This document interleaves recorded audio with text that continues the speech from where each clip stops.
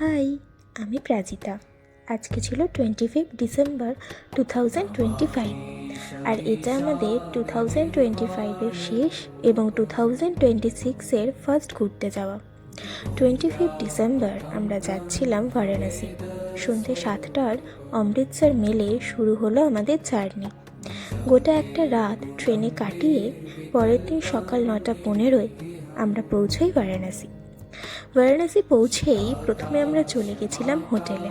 তারপর একটু ফ্রেশ হয়ে আমরা বেরিয়ে গেলাম পুজো দিতে। প্রথমে আমরা গেছিলাম কালভৈরব মন্দিরে। কথিত আছে এই কালভৈরব মন্দির শিবের রুদ্ররূপকে উৎসর্গ করে, যিনি কাশীনগরের রক্ষাকর্তা।